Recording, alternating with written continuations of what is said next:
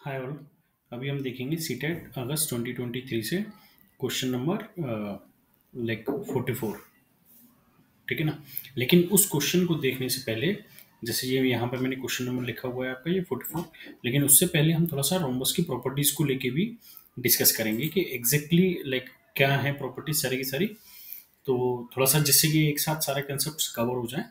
तो यहाँ पे जैसे हमारा एक जो रोम्बस होता है, रोम्बस का मैं यहाँ एक छोटा सा डायग्राम बना देता हूँ पहले, जिससे कि मैं सारी प्रॉपर्टीज आपको एक्सप्लेन कर पाऊँ।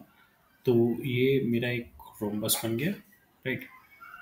अब इस रोम्बस की सबसे पहली प्रॉपर्टी जो होती है वो है ऑल साइड्स आर इक्वल, मतलब ये चारों साइड्स इसकी क्या हो जाती हैं आपकी, इक्वल हो जाती हैं। ठीक है ना। मतलब रोम्बस आपका होता है शंभु, हिंदी में मैं इसका नाम भूल रहा हूँ, क्या कहते हैं इसको, इंग्लिश में ही नाम याद है मुझे, रोम्बस। ठीक है ना। समबाहु, समबाहु चतुर्भुज, इसको समबाहु कहते हैं। ठीक है ना। अगर गलत हो तो प्लीज अपडेट कर दीजिएगा। Opposite angles are equal, right. तो इसमें ये कह रहा है कि हमारे जो अपोजिट एंगल, यानी कि ये अपोजिट कोण जो होते हैं, एंगल को हिंदी में हम कोण बोलते हैं। A angle A equals to, यहाँ पे मैं क्या बोल सकता हूँ, एंगल ए इक्वल्स टू क्या होगा मेरा, एंगल सी। और एंगल बी इक्वल्स टू क्या होगा मेरा, angle D, right, internal angle. ठीक है ना। फिर अगला ये बोल रहे हैं कि diagonal bisect each other at right angle. मतलब इसमें अगर मैं अंदर ए से सी तक एक डायगोनल ड्रॉ करता हूँ और बी से डी तक एक डायगोनल ड्रॉ करता हूँ, डायगोनल मतलब इसके अपोजिट कॉर्नर को कनेक्ट करने वाली लाइन, राइट। तो इसकी जो एंगल बनता है, ये एंगल आपका बनता है हमेशा 90 डिग्री। बाइसेक्ट मतलब आधा आधा डिवाइड करते हैं। जैसे अगर मैं इसको ओ मान लूँ तो मैं बोल दूंगा A O equals to C O, correct. And O B equals to O D.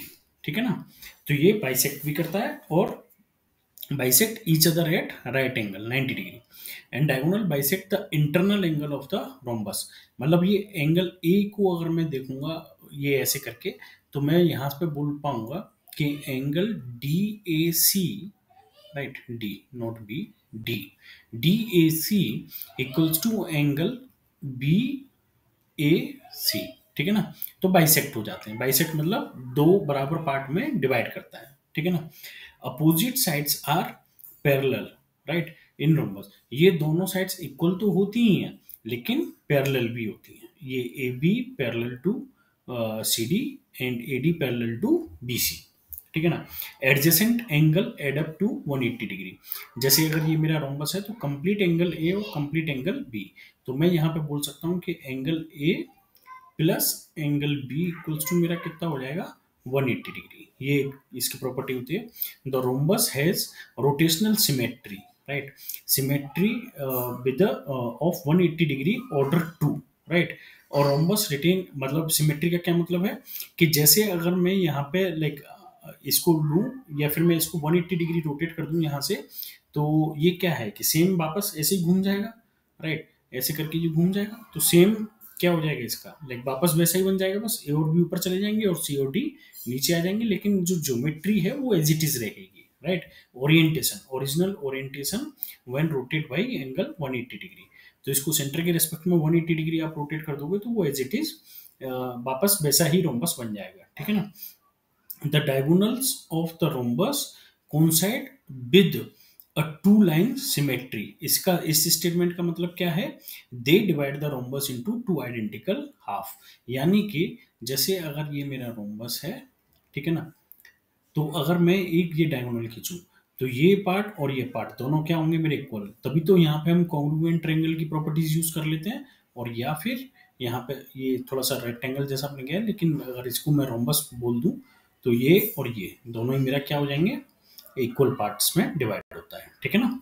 तो ये हो गई आपकी कुछ बेसिक प्रॉपर्टीज, जिनकी बेसिस पे कि हम सीटेट के और बाकी के बहुत सारे क्वेश्चन आगे सॉल्व करेंगे। ठीक है ना। लेकिन अभी मैंने सिर्फ 2023 का ये एक ही क्वेश्चन लिया है, जिसमें कि हमसे बोला गया है कि ये एक मेरा रोम्बस है, ठीक है ना।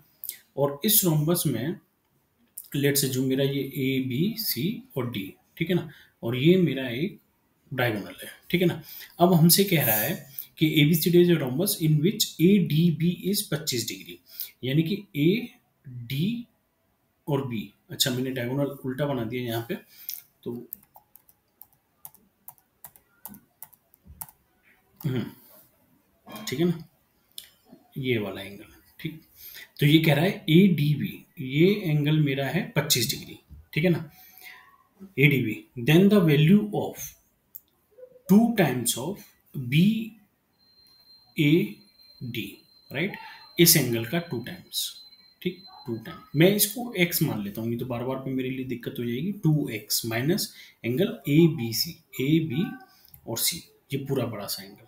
ठीक है ना, तो ये कितना हो जाएगा मेरा, मैं इसको मान लेता हूँ बाई, ये पूरा एंगल जो है।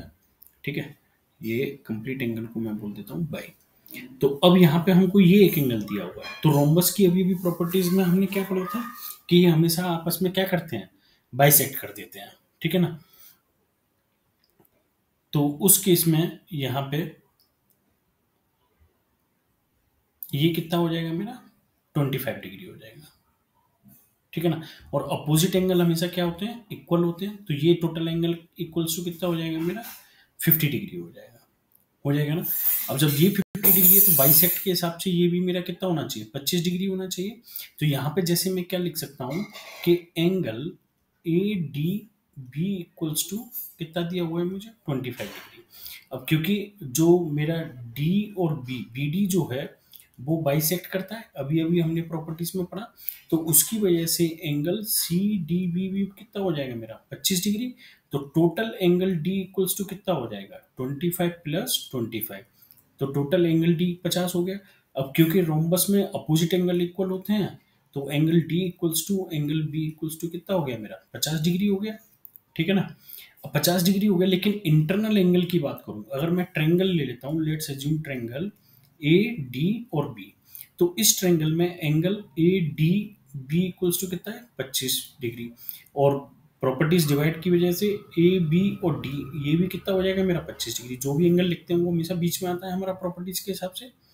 तो और एक ट्रेंगल के इंटरनल एंगल का सम कितना होता है, angle like all three angle sum.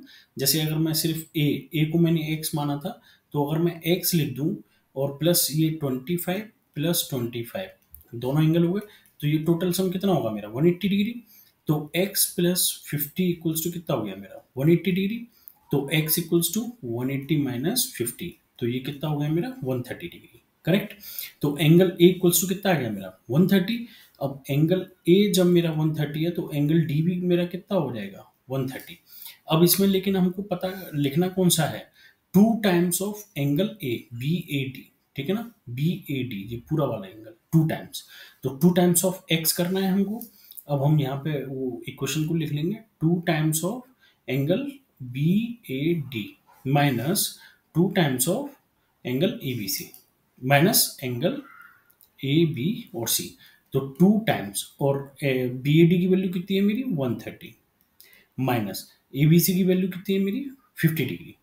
Correct, ये टोटल 50 था ना मेरा टोटल एंगल, ये वाला टोटल एंगल ये वाला, करेक्ट, बाइसेक्ट वाला नहीं, टोटल। तो ये टोटल एंगल मेरा ये हो गया। तो इस जगह पे वैल्यू कितनी होगी मेरी, 260 माइनस 50, तो आंसर कितना हो गया मेरा, 210।